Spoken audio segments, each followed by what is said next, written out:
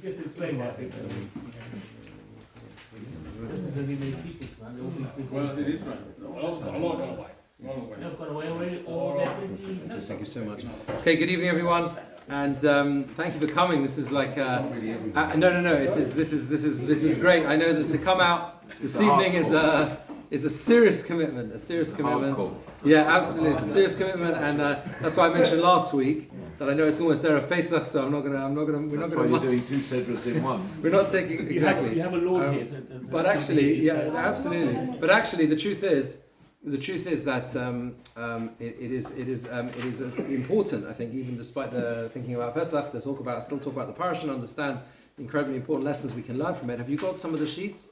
Yeah, and I mentioned that this week we're going to be focusing both on Tzav and Shmini, because there's no Parsha Shir the week after Pesach, because I'll be in Poland with March of the Living, please God. So what we're going to do is focus on both of these Parashiyot, and actually it's not that I have suddenly created a new double Parsha, but it does actually work quite well together, because of course Shmini means 8, the second half of Parsha Tzav deals with the first of the 7 days of the inauguration ritual, and then the 8th day is Vayhi Bayom HaShmini, and it was on the 8th day. So they do link very nicely together.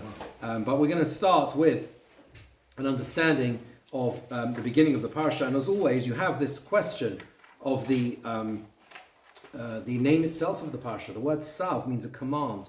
Rashi tells us, and this is the first source on the sheet, Ein Tzav eloloshen ziras miyad oladeres. Tzav means a command, but it's specifically used when there's a need to spur people on, both for immediately and future generations. So there's something here about a need for a command. Now it's interesting because the very first part, we'll come back to the rest in a second, the very first part of this parsha seems very repetitive of Vayikra. If you look carefully, a lot of the beginning of Tzav deals with the rules around the sin offerings and the peace offerings, and it almost seems very similar to the Vayikra, and that's because it is. And there are different approaches as to why it is the Torah repeats this in such detail. It could be because there are extra rules and laws that need to be taught here. The Ramban's approach is that last week's parsha was focused on the person bringing the korban, right? So Odom ki yakar. We spoke a lot last week about the idea of a person, a human being, Odom, what it means, that lofty status and level of a person who is able to give up, to be makriv. That's what makes the person into the ultimate human being. So that's last week's parsha. This week's parsha, Tzav et Aharon. This is the focus on those who are bringing the offerings, because in the end, everything to do with the Mishkan and Receiving, surely. Sorry? Receiving. Well, receiving and then bringing, offering.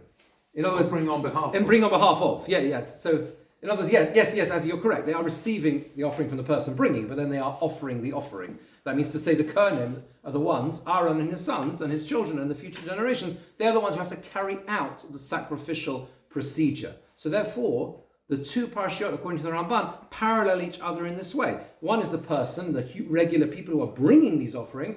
This parasha focuses on the duties and responsibilities of the Kohanim and what they need to do. And of course, we know that Sefer Vayikra, the book of Vayikra, is known as Torat Kohanim, Toras Kohanim, the law of the Kohanim. Because although there are elements of Vayikra, of course, which apply to everyone and not just the Kohanim, there are certainly major sections that focus on the responsibilities of the Kohanim, and especially what they have to do vis-a-vis the people, right? Their duties and how they carry that out. So something about the beginning of this parsha, the way Rashi understands it, is the word Tzav, and there's a need to command them, as if there might be something here that they would sort of hold themselves back and say, well, I'm not sure, should we do this or not? Or perhaps a certain attitude which wouldn't be as enthusiastic as they should be. So the second half of Rashi fills in the gaps and explains why this might be. Omer Rabbi Shimon said, the Torah needs to particularly emphasize and spur people on any place that there is a chesaron kiss. Chesaron kiss means it's going to cost you. It's going to cost you. Yeah?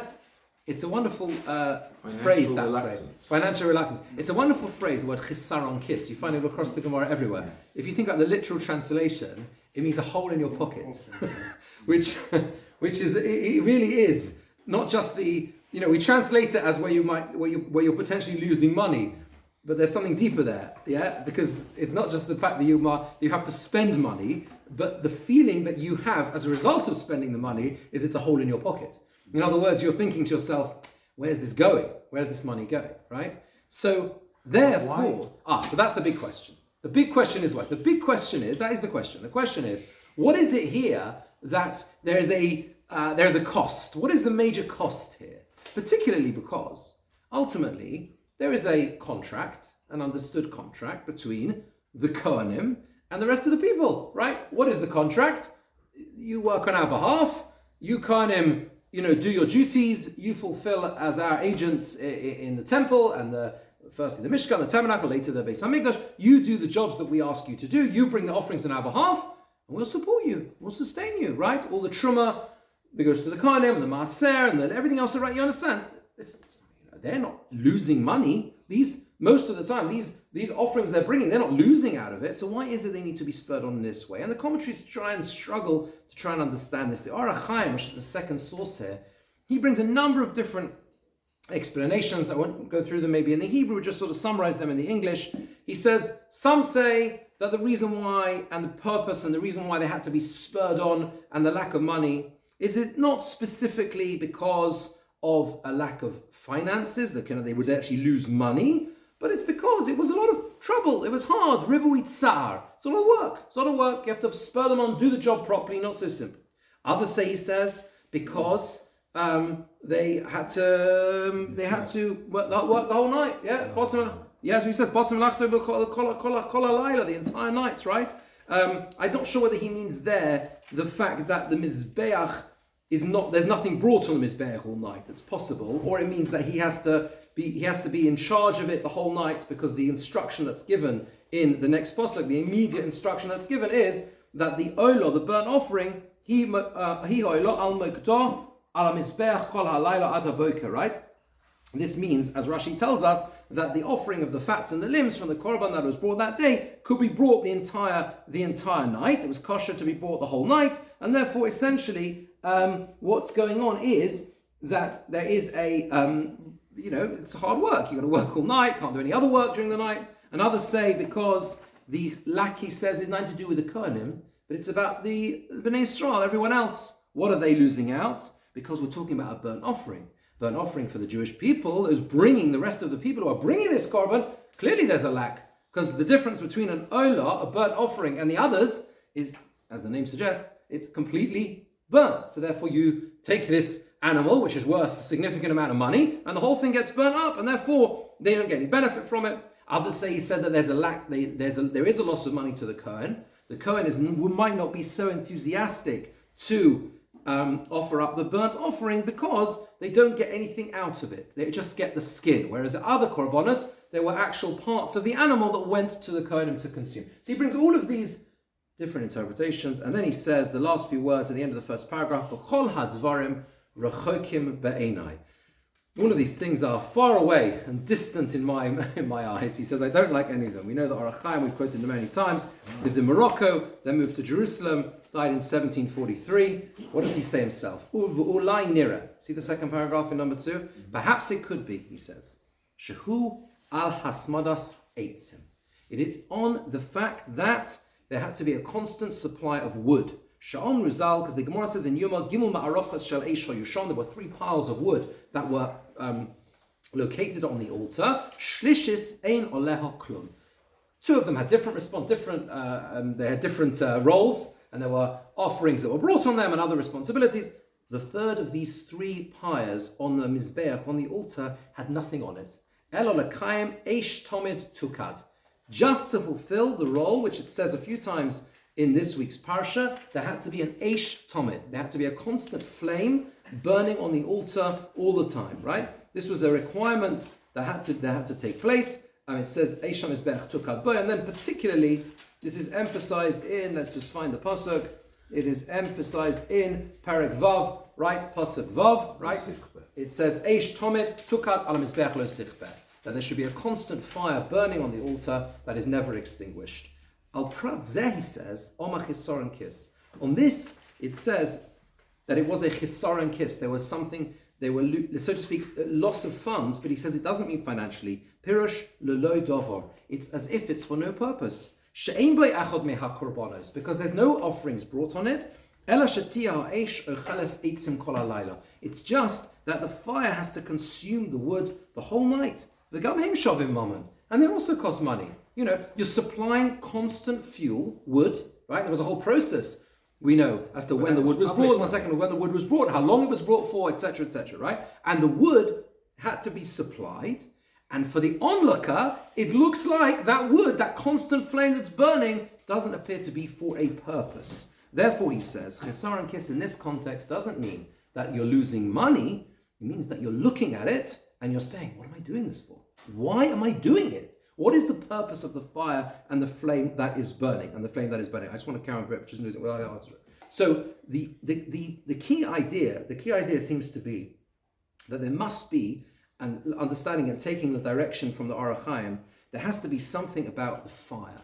There's something about the fire, this constant flame, which is emphasized very much in this parsha, and of course next week as well, right? Because when we move into Shmini, we know that this was the big problem. Eish Zara, right? They brought a foreign flame, not of an Avihu who died on that day, that eighth day, that moment when everything is, they've reached the pinnacle, and then the huge tragedy of the death of the sons of Aaron, right? And it's also surrounding fire, the fact they brought this strange fire. So what is the significance of the fire? And that is what I want to try and explore in this shir, and why this has such significance. Because I think this, according to the Orach Chaim, the very fact that they're being told, this is what we need to emphasize to you. That fire, keep it burning. You may not understand why, but you have to keep it burning. It's interesting, as an aside, although necessary, I think, to understand it as well, is of course, there is a mitzvah called Trumas Hadesha. They have to take a bit of the ashes, and they have to do a special thing. It was a special part of the avodah, of the service, and that is mentioned in this week's parsha as well, right? That it says that the Kohanim had to remove the ashes, right? And they had to place it next to the Mizbeach. The Kohen would wear his special garments. This is Perek Vav Pasuk Gimel. He would wear the garments, the priestly garments, and lift up the ashes, right? The ashes that were left over, and he would place it next to the altar. And there's a lot of discussion as to that. And of course, that is the end of the fire, right? The fire that has burnt out, not from the constant flame, that's always burning, but there are the leftover ashes from the offerings that have been brought. And that's a requirement, and it's part of the service. I saw a beautiful piece from Rabbi Yisachar Frand, who says he reflected on this idea and this fact that the Kohanim have to take out the ashes. And he says that when he was thinking about it, he says, Rabbi Yisachar Frand is a Rosh Yeshiva in Israel in Baltimore, very, very senior rabbinic figure in America. And he said when he was thinking about this requirement and this mitzvah to take out the ashes, he thought about the last thing he does before he goes to shul on Erev Yom Kippur. I think many people relate to this. This is the last thing most people do, or many people do before they go to shul on Erev Yom Kippur. The very last thing. No, take out the rubbish. Think about it, right? A lot of people, they clear out the house, everyone's going to shul, right? You're not going to go into Yom Tov with a rubbish, just eating the meal, whatever. And he says that's the last thing he does before he goes to shul. And he said that reflecting on it, he said, it really grounds you when you think about it. It doesn't matter who you think you are, right? And you're going off to shul and he's going to be the Rav or the Rosh Yeshiva. At the end of the day, you've got to take the rubbish out. You've got to, it's a sense. And he felt that's an explanation as to why the Kohanim have to wear their special garments to remove the ashes. In other words, yes, you've got to offer the korbanos. Yes, you've got to offer the korbanos. Yeah, you've got to offer the offerings, right? You've got to do that. You've got to offer the offerings. But at the same time, remember that remember your place. Remember who you are. What was the question? Isn't that done by the Kohanim in the morning? Wasn't there this competition? Yeah, exactly. But the point is, it's still reminding them to be grounded. You've got to take out their leftover ashes. Yeah. That's the point. Is the flame like a note on it? Yes. Absolutely. The idea, and I think the concept of the constant burning flame, exactly, is absolutely taken from this idea. This is the original constantly burning flame. You go today to Yad Vashem, they have the eternal flame there. This has very much become a central motif and theme, right, in what we do, and this is the origin of it. Now, what's fascinating is the Rambam. You look at the Rambam, source 3. The Rambam says in Hilchos Beis HaBechira, where he brings down the laws of the temple service. He says, Mitzvahs Aseh, it's a positive commandment, Lasos Bayis Lashem, to build a house for Hashem, Mochanios Makrivim Bo Korbanos, ready and prepared to offer sacrifices in it. V'chogegin Elov Sholosh Pa'omim Bashana, right?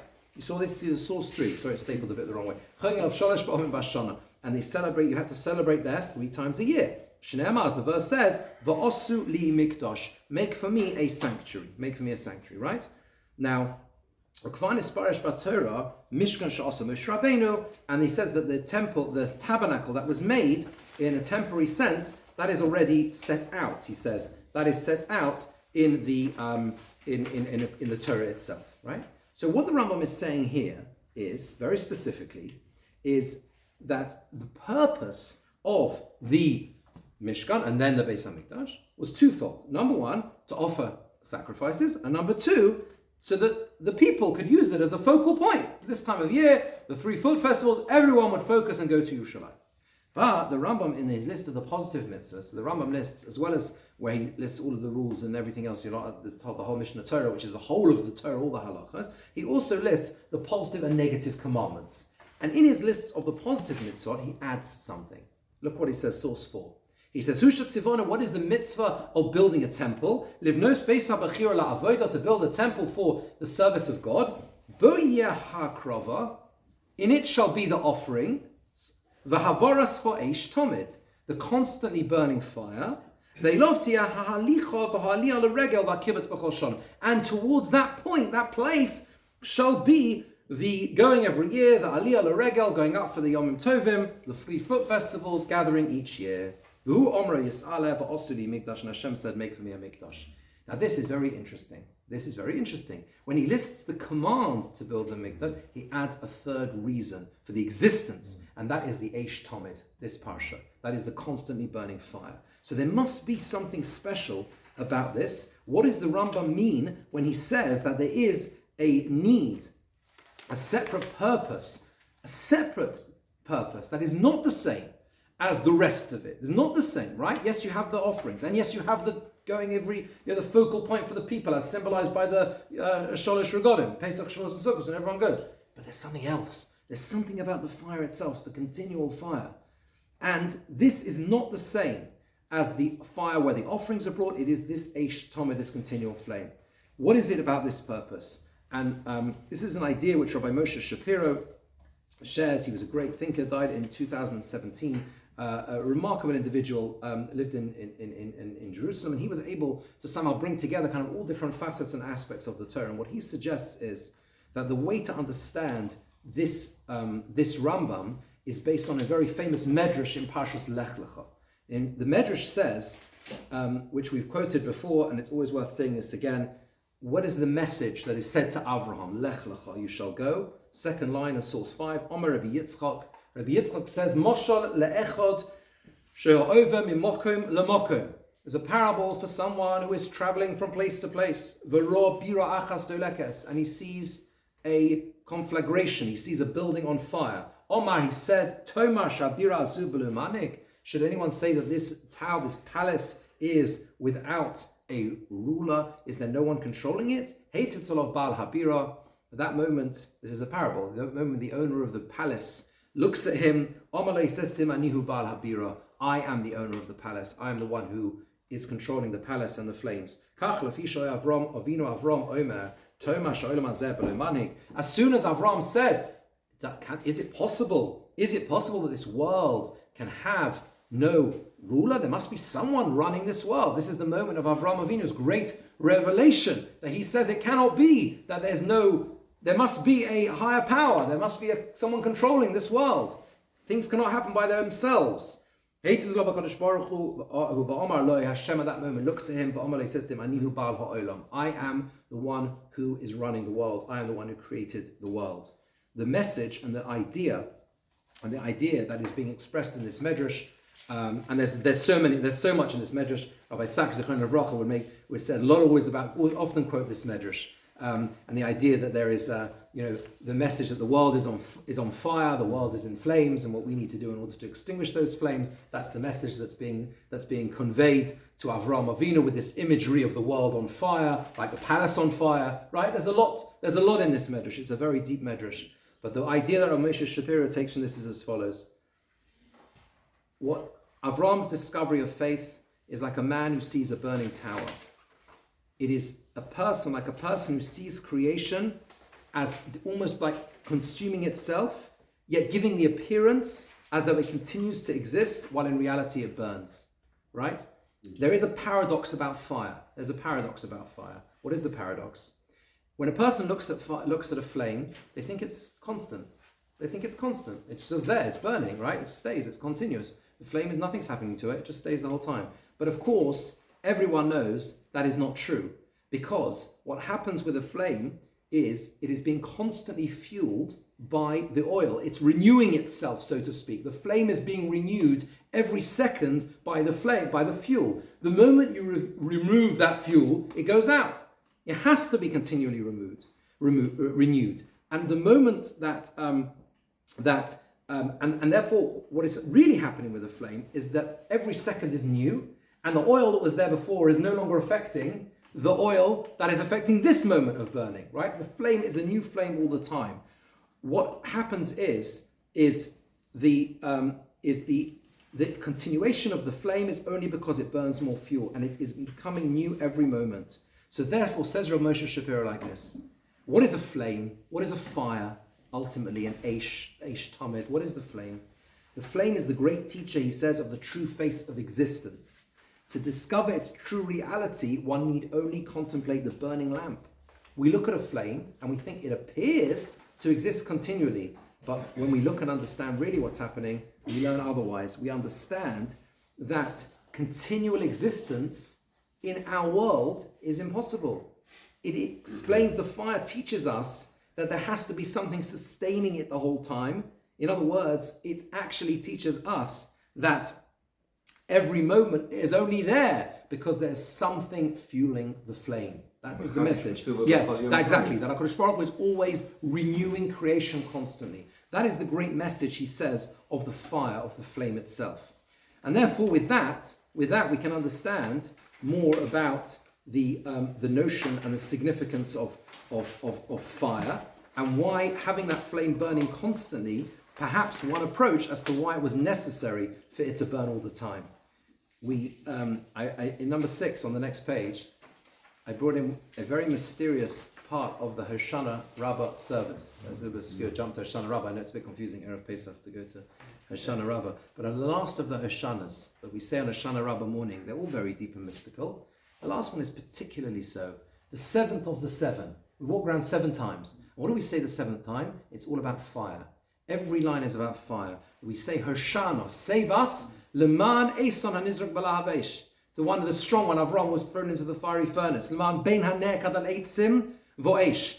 His son who was put, Yitzchak, was put on the altar, exactly. Leman Gibra HaNevak Imsar Eish. Yaakov, who fought with an angel made of fire, right? Etc., etc., etc. It goes through the whole of history, Jewish history, and how the role that fire has played. Why is it that we conclude the Hoshana service with this reference to fire? It could be that what it's trying to teach us is that once we have gone through all of the cycles, because that's what we're trying to do, we're trying to connect through the cycles that we make, the circles that we make on Hoshana Rabbah, we get to the level of the 7th. The 7th is the moment when we have a choice in front of us. We are now able and we are looking to move towards the 8th. We're on the 7th day and the 7th circle. What is the 7? 7 is the completeness of creation, always, right? You have 7 days of the week, right? Maharal talks about this in many different places. 7 symbolizes the world as we know it, as we see it, the observable world. And that's why the world is, that is why you have the 7 days. 7, always 7 and 7 and 7. When you get to beyond the 7, you have to be able to learn the lesson of Eish, of fire. You have to learn the lesson that there is a higher power sustaining this world. If you don't do that, you'll never be able to step into what we would call the 8th dimension. The 8th dimension is the higher level, the spirit, the spirituality, Lamala the min beyond. Always 8 is always lamala min hatev, above the natural world, and that is replicated everywhere. So to stay with Sukkot, that is the 8th day of assembly. It's beyond the natural world. It's the time when Hashem says, "You stay here with me." We have the bris milah on the 8th day. We have the whole of Sfiras HaOmer being 7 times 7, which is 49, and the 50th day, it's all 7s until you get to the 50th day, which is when the Torah is given. Chanukah is 8 days because it is about the miraculous, therefore it must be 8. It's the 8th dimension. Everything about 8 is beyond 7. In other words, it is a point in time when we realize the existence of the higher power. The Eish Tomid, therefore, is critical. All the time, as the Orach Chaim said, the Kohanim are asking, what is the point? Why are we just fueling a flame? Just so a flame's there, it's not doing anything. And maybe the message is that this flame is the most critical aspect. And that's why when the Rambam says there's a mitzvah to build the Beis HaMikdash, yes, you've got to build it to offer your sacrifices. Yes, you have to build it so that it's a focal point for the Jewish people. But it's as critical, if not more so, that there's an Eish Tomid. Yeah, that there's an Eish Tomid Tukah, that there's this sense that people are learning the whole time of the existence of Hashem, as symbolized by that constant flame, the constant renewal. That's what a flame does. That's what fire does, and that is something which helps us understand that ultimately what we're trying to achieve through this fire and through the way it's supposed to affect our lives and what we are intended to learn from it is that if we look at the world as running on its own, as entirely understandable through the cause and effect that we see in front of us, we have a problem. On the contrary, we need to look at the world as Avram Avinu did. Avram looked at the world as a burning tower. Is it possible that no one set fire to this tower? Someone must have set fire to this tower. And Hashem says at that moment, yes, it was me. I am the one here. I'm the one running the world in that way. Now there is an idea from Rav Hirsch, which we don't really have time because I want to bring this over to Parsha Shmini, what we learn from it to Shmini. But you can certainly read it in your own time. It's a beautiful piece actually on the Korban Todah, Thanksgiving offering, where he talks about the difference between chometz and matzah. It's a very significant piece actually because it's relevant and nice for the Seder, apart from anything else. But what he essentially does is that he understands that the Korban Todah, the Thanksgiving offering, is the only offering. This is source 7. Is the only offering which has both elements of chometz and matzah. Right? It's unique in that way. Right? And in fact, there were 10 chometz loaves brought of the Korban Todah, 40 loaves in total of the Thanksgiving offering. 10 of them were chometz and 30 were matzah, different types of matzah, right? But the amount of flour that had to go into the two categories of chometz and matzah was equal. There were 10 esronim, and esronim is an amount of flour. 10 esronim made up the 10 loaves of chometz, and 10 made up the 30 matzahs, right? That's how it was. The amount of flour was the same. And basically, the idea is, he says, is that what the chometz loaves represent is the person who is in a state of well-being, right? The dough is risen. That's what chometz is. You're feeling good, feeling full of yourself in that way, in a positive position, right? A positive position. In other words, chometz is independence, whereas matzah is reduced. It's limited. It's a sense of dependence, right? Because the person, and he says that when a person stands before God and understands their matzah type existence, and is able to balance that with their chometz type existence, that means to say their sense of feeling independent and grown of their own accord, right? They will be in the right place if they're able to balance the two. It is not a negative thing. He's trying to say, I think, that we, for example, have chometz the whole year round. Why don't we? If matzah is so great, why don't we eat it the whole year round? We can't live like that. On Pesach, we try and absorb this idea of understanding that that matzah itself is a sense of dependence on Hashem, because it is just the kind of like the minimal amount, that we don't have any independence of ourselves. But balancing the same amounts of flour in both chometz and matzah means that the rest of the year, and that's what a person does when he brings the Thanksgiving offering, it's the same idea, and we understand the rest of the year we're also sustained fully by Hashem as well, which fits with the idea of the eternal flame. I mean, of course, what he's trying to say about the thanksgiving offering is this is the great danger of a scenario where a person feels they need to give thanks. Because everyone is in a situation in life when they feel it necessary to give thanks. Often something thankfully good has happened and a person turns around to Hashem and says, thank you so much, Hashem, for helping and supporting me in this particular situation, right? That's an example where a person would bring a thanksgiving offering, a deliverance from suffering, a person who's been on a dangerous journey, the categories that a person would bring a korban toda, a thanksgiving offering, right?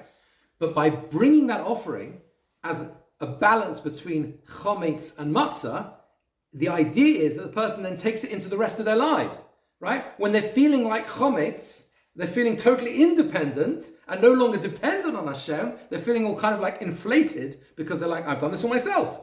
So the balance between the two reminds you, no, you're supposed to take this message with you to the rest of your life as well. It's a very powerful idea and a lot to think about when it comes to Pesach.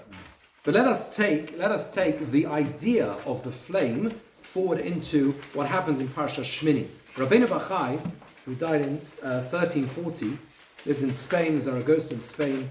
Rabbeinu Bachai's commentary has become an absolute one of the classic commentaries of the Rishonim. He follows in the path of the Ramban, who was obviously generation after the Ramban is thereabouts. But he and to the extent that there is a record of something like 10 what they call super commentaries written on Rabbeinu Bachai's commentary, right? So it's a very, very important and substantive work. The verse says, just before the episode of Avraham Avinu, the pasuk says, let's just find it. It is, one second, Perek Tes pasuk Chof Daled, yeah. That's right. So just before chapter 10, which details the episode of Nadav and Avihu, it says, Vateitze eish min lifnei Hashem, a fire went out from in front of Hashem, atochel ala mizbeach, and consumed on the altar es ha'olav, es ha'chalovim, the burnt offering and the fats. Vayar kol ha'om vayoronu, and the people saw vayoronu. It's a very interesting word, vayoronu. Rina, the Targum translates it as they praised. It's not so clear. You would translate it normally as rejoice. The Targum says v'shabachu, which means they praised. Either way, there's an exuberance of seeing this fulfillment, and the fires come down and consume the offering. Vayiplu al paneim, they fell on their face. And on this verse, because immediately it says, the next verse, Vayikhu v'nei Aaron, Nadav and Avihu, they took the pan, they put fire on, and they took Eish Zara, they offered in front of Hashem a strange fire, Asher lo tzivah osom, that he had not commanded them. On the words Vateitze Eish, Rabbeinu Bachai says, Hinei ato bayom hashmini, look what he says, source 8, Hinei ato bayom hashmini, on the 8th day now, Shenischanei hamishkan, that the Mishkan was dedicated by korbanos with the offerings hanizkarim, which were mentioned on Muvoim lechaper al maaseh ha'egel. Why were these offerings brought? They were all brought to atone for the sin of the golden calf. That's what's going on. Yarda eish min hashamayim lekabel osom. So at that moment, a fire descends from heaven to accept the offerings. For ha'eish hazos, he says, this fire, hi sha'omda adora shel shlomo shabona habayis. This fire was the one that stayed all the time until the generation of Shlomo HaMelech, King Solomon, who built the Beis HaMikdash. Kol yemei habayis ha'oso ha'eish kayemes le'kov sa'at shechorav. The whole time there was the same fire burning, did not go out until the first temple was destroyed. It's an amazing thing, when they were traveling in the desert, the way the Gemara explains it is, the fire still burnt, and it was rovates like crouching like a lion. That's what the Gemara says. It crouched under a special covering, the fire. It continued burning when they were traveling this flame. He says, and this is what the Torah hints at when it says, Eish tomid tukat ala mizbeach lo sichbeh, that pasuk that we mentioned in the previous parsha, and now parsha in Tzav, there's this constant flame that is burning on the altar and will not be extinguished, right? This idea, the sense of that the flame and the fire is linked here, the effect of the fire, this fire that comes from Hashem and consumes the altar, and this is the constant flame which is always on the Mizbeach. Yes, there is the dichotomy, the question about, is the flame the flame is lit, but at the same time it comes from heaven, and that's part of the issue when it comes to the sons of Aaron. We'll see that. But what the Rabbeinu Bachai does after that is fascinating. Sorry, the print's not so good. He says we find 12 different fires. If you look through Tanakh, he says, you will find 12 occasions of fire descending from heaven. 6 of them are to receive offerings, are for appeasement and mercy. And if you think about it, you can start thinking of examples. A few weeks ago, we had the Torah of Elijah and the prophets of Baal. Yeah, was that the one you were thinking of? You think of another one?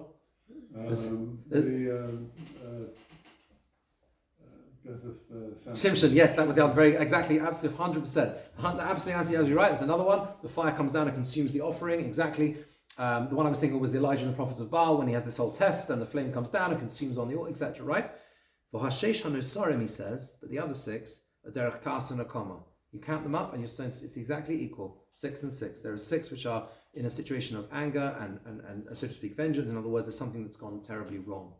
What is striking is that I think this is the only place where the two are together.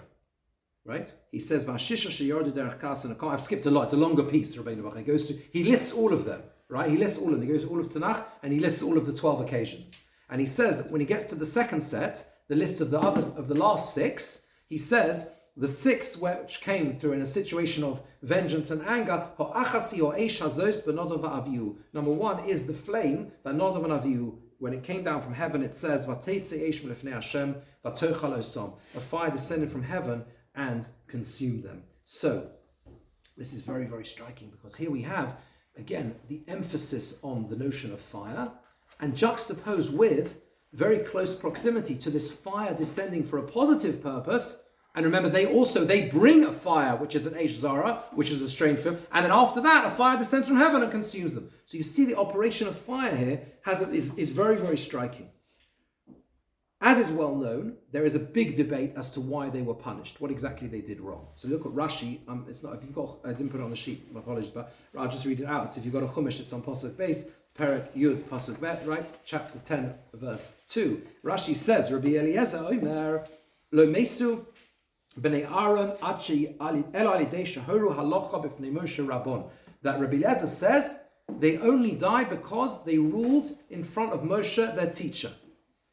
That was what they did wrong? And this is in fact the Gemara in Eruvin. I've got this, the Gemara I do have on the sheet. The Gemara in Eruvin. Rabbi Eliezer Omer, source 9. Lo Mesu B'nei Aaron At Shahoru Halacha B'fnei Moshe Rabbon. The B'nei Aaron, the sons of Aaron, only died when they paskin the halacha, they ruled on the halacha in front of Moshe, their teacher. What did they say? Because the verse says, V'nosnu B'nei Aaron HaKohen Eish Al HaMizbeach. It says in our this week's parsha, that the B'nei Aaron shall put fire on the altar. That's what it says. Omru, they said, even though the fire descends from heaven, mitzvah, they said it's still a mitzvah that the ordinary Kohen or the Kohen themselves should bring the fire, even though there's one descending from heaven. And that's why they brought the fire. What was their mistake? Rabbi Eliezer says the mistake wasn't the fact that they brought the fire. Maybe it was correct what they had said, that the Torah says, you must bring fire, even though fire will descend. There's a mitzvah to bring it, even though fire descends. But they shouldn't have ruled on that, because Moshe was there. You can't go ahead and make that decision in front of Moshe, the great teacher of the Jewish people. He'll tell you what to do from Hashem, and you shouldn't have ruled in his place, and that was why they were punished. That's the first opinion. Rabbi Shmuel says that they entered the Mikdash while they had drunken wine. It's another opinion. Mikdash, etc. says that it says immediately afterwards they shouldn't enter into the Beis Hamikdash drunk. There is multiple different opinions and approaches as to what exactly they did wrong, and some of the commentators actually list the different reasons as to why this was the case, and they go through it in great detail. There are many, many other different opinions as well, right? But do we say that to paskin in front of your Rebbe is a chiyuv misa? No. So this is a question which we'll deal with in a second. The key point is, however you understand what they've done wrong, it has to be a way of reconciling it with the fact that it says they bought an Eish Zara.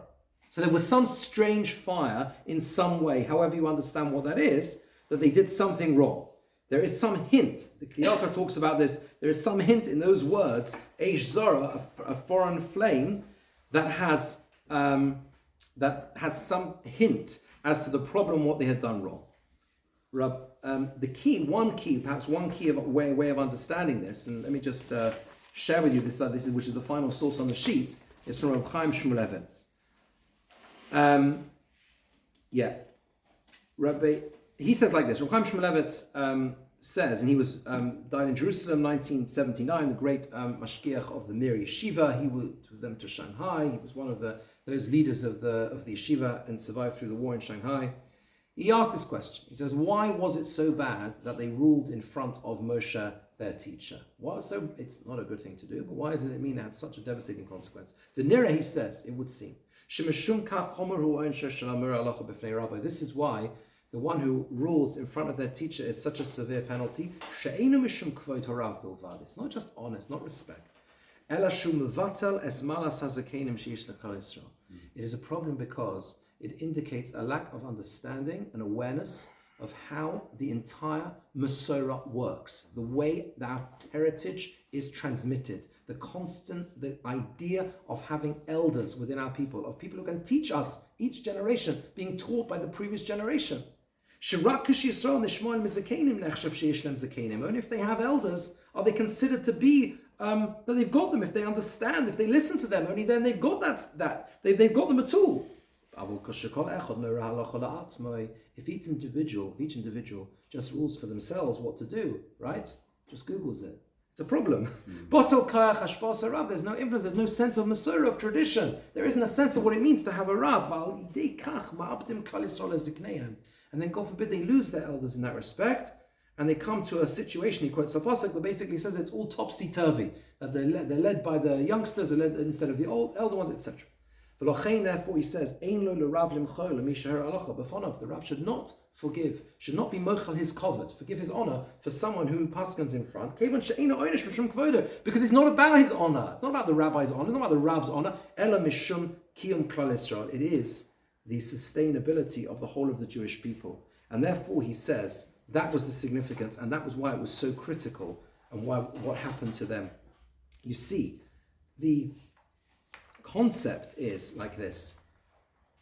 When a person understands that they are part of the journey of the Jewish people, and that we are a generation that comes on the back of generation upon generation of our people that have transmitted a heritage, there is above all, or there needs to be above all, a sense of humility, a sense of understanding that I am where I am only because of what I've received and the tradition I've received, and it is my duty to understand that to the best of my ability and to pass it on to the next generation.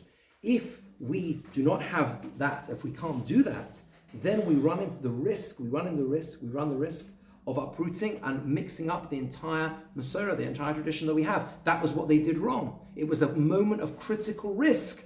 This was the moment when everything had come together. It was the 8th day. It was the time when the fire had just come down. Now was the moment when the people had to understand there is a necessary process and a way of doing things. And if we link this to the concept of fire, perhaps we can suggest that this is exactly what is going on. Again, what did we say about fire? What is Aish? What does Aish represent? Aish represents, as Rabbi Moshe Shapiro explains, the idea that there is an illusion and a paradox about fire. You look at the flame and it looks constant. Nothing's happening to it. It's safe. It's steady. Candle, there's the wick, there's the candle, there's the flame. It's all fine. Reality is not like that at all. The moment you remove the candle, there's no flame. The flame goes out. Avram Avinu, that's what the Medrash tells us, saw that. He understood. If there's a flame burning, something is lighting, something is sustaining it, something's fueling it. And Hashem at that moment appears to him and says, you recognize me. You've seen the fact that I am sustaining the world, that Hashem himself sustains the world. If we are in a situation where we fail to understand the fact that we are only here because ultimately Hashem sustains us, and thereby the whole weight and gamut of Jewish history and everything that brings us to this moment in time in terms of the heritage that we have received, that it is our responsibility to understand that based on how it has been taught to us and how we have received it, and only if we are consistent with that heritage do we have the privilege of passing it on. Otherwise, God forbid, we don't. In other words, if we understand that we are like a break in the chain, it's a new idea, there's a new deal in town, we've got a problem. We've got a problem. Of course, every generation has its own challenges and has to be interpreted based on the needs of the generation. That goes without saying. That's built into the halachic system, but only if it's consistent and consonant with what the halachic system itself demands. And that is how we move from the 7th to the 8th. That is how we move from the 7th to the 8th. Because to get to the level of a Yom Hashmini, of the 8th day of assembly, right? Understanding what it means to come together for the 8th day is to understand the lesson of the 7. Is to understand, as Rabbeinu Bachai tells us, that there is a lesson of the constant flame, the constant fire, which at that moment on the 8th day, what happens? The Ish comes down from heaven, right? The fire comes down from heaven. The ultimate message, this fire that you wondered at the beginning of last week's parah, beginning of Parshas Tzav, you wondered, why are we doing this? Why are we doing this? I'm fueling it the whole life. For what purpose? Ultimately, the purpose could be, as the Rambam tells us, and it's a critical message that is inherent in the Beis Hamikdash itself, in the Mishkan and everything else, is understand that there is always something that goes behind you, that fuels you, that is a sense of continuity. Sadly, another one of you do not realize that message. Our task is to understand it for ourselves, to learn from it, to gain from it, and with that, there's no better way to go into the Seder. Because what is Pesach? If not that, what do? We sit around the table and understand there's a constantly burning flame. We sit around our Seder tables and literally in front of our eyes, there is the Eish Tamid. There is the Eish Tamid. What is the flame of the Seder? The flame of the Seder is the Masorah. It is our heritage. It is our tradition. That we are privileged to pass it on only because someone else passed it on to us. That's all. Only because we received it, and it's so powerful. It's so evocative because for so many people, that is what the Seder is about. You know, I spoke to the children in some of the youngest children, both in the school in Saks Morashan, also the nursery here. Some of the youngest children with their parents, right? It is, for children, it's often their earliest memory. You know, the earliest memory they have is sitting around a Seder table. Yeah. And that power of being there and that sense of this is something which I've received and I have the privilege of handing it on, but always understand that it is a fire that is only there because it's fueled from what came before it and the heritage that we have and are privileged to pass on. I wish you all a Chag Sameach, Shabbat Shalom, and we'll continue, please God, with our share in a couple of minutes. What you'll say.